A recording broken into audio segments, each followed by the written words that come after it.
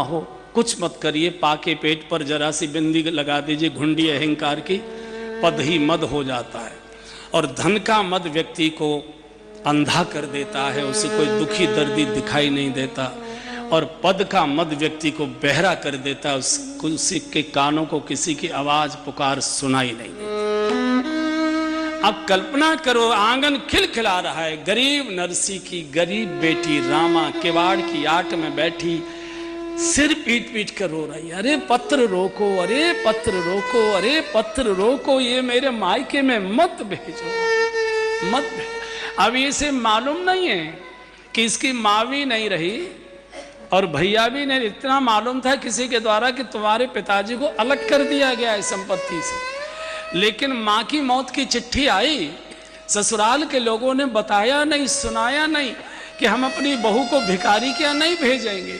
माँ की मौत में भी नहीं आया, उसको मालूम नहीं। 13 वर्ष की आयु का भैया मर गया, खत्म हो गया, मौत हो गई।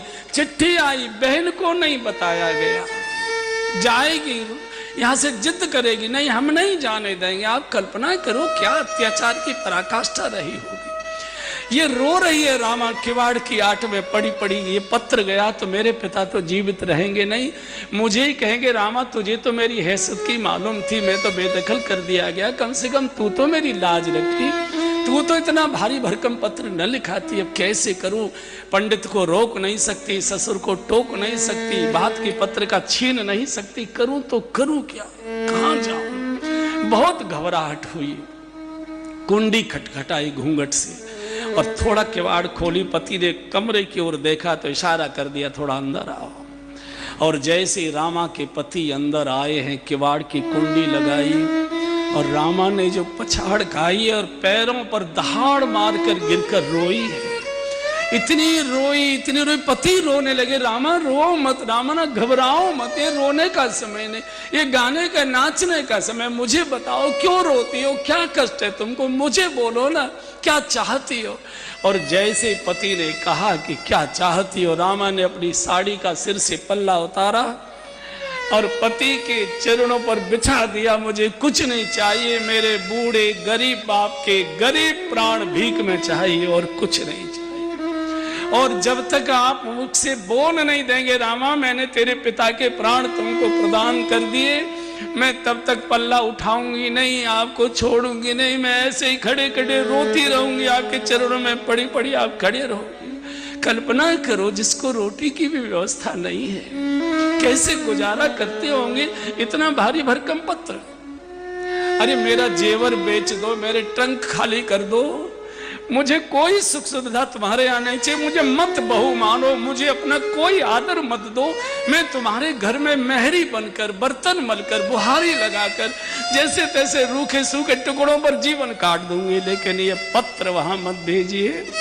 मेरे बाप बहुत रोएंगे, बहुत रोएंगे, किसी को लाना नहीं देंगे, बस मुझे बोलेंगे तू तो मेरे रक्त की थी, तू तो जानती थी सारी स्थिति, तू क्यों नहीं रोक सकी। इतना देखो बाप और बेटी का नाता बहुत पवित्र बनाया है, इतनी पवित्र गंगा जी भी नहीं है जितना पिता और पुत्री का नाता है। बेटी सब कुछ सहन कर सकती है लेकिन बाप के दुख को नहीं सहन कर पाती है। बाप के चेहरे पर जब चिंता होती है, सुस्ती होती है, माँ से जाकर कहती है माँ आज बाबूजी कुछ बोल नहीं रहे, आज चाय भी नहीं पी, क्या बात है, पूछो तो सही। चूंकि बेटी को मालूम है कि माए का माँ के कारण नहीं होता, माँ का बाप के कारण होता है। जब तक बेटी का पिता जिंदा रहता है, बेटिया सीना तान कर अधिकार पूर्वक मायके में आ सकती है और जा सकती है, रह सकती है। पिता के मरने के बाद माँ असहाय अनाथ हो जाती है, भैया भाभियों के अधीन हो जाती है।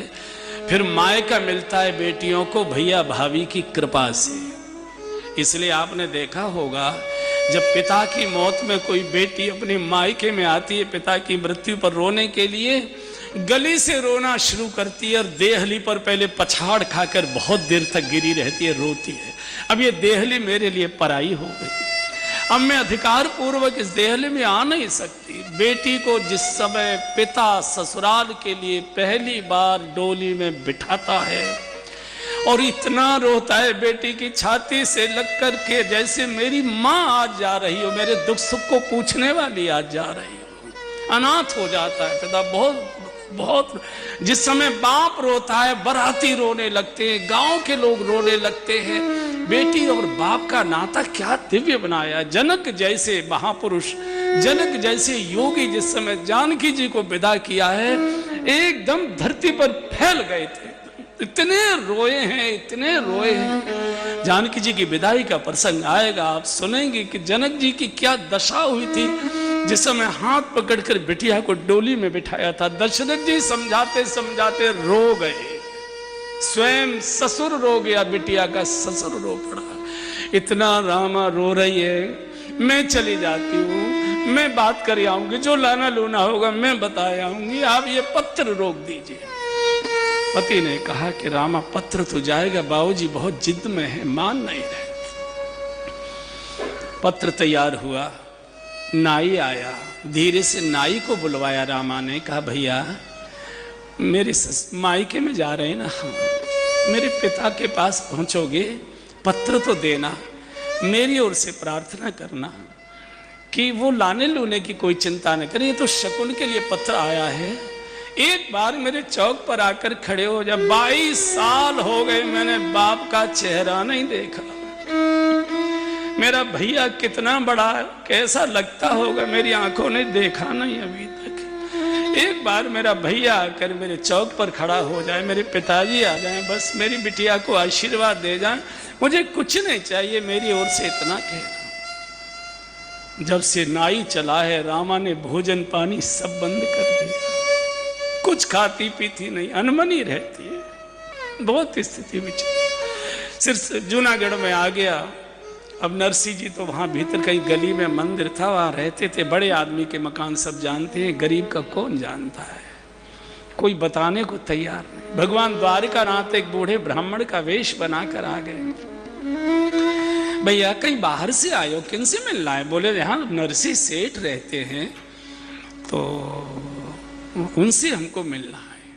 अच्छा देखो वो जो मंदिर में बैठे हैं ना, कीर्तन कर रहे हैं, वो नरसिंह सेठ जी। अरे बाबा मैं नरसिंह कोई साधु फकीर से मिलने नहीं आया, सेठ जी से मिलने आया। बोले बेटा वो सेठ ही थे पहले, आजकल फकीर हो गए। जाओ, भगवान ही मार्गदर्शी, या तो संत मार्ग बताता है या तो भगवंत मार्ग बताते हैं। नरसिंह जी को जाकर पत्र दिया, मैं सिरसागढ़ से आया हूँ, रामा की बिटिया की शादी है। सेठ जी ने भात की पत्रिका भेजी, पत्रिका तो गोविंद जी के चरणों में रख दी, गोपाल जी के। नरसिंह जी को चिंता हो गई, भूखा नाई क्या खिलाऊं। संयोग से उस दिन एकादशी थी, तो नरसिंह जी ने कहा कि चौधरी साहब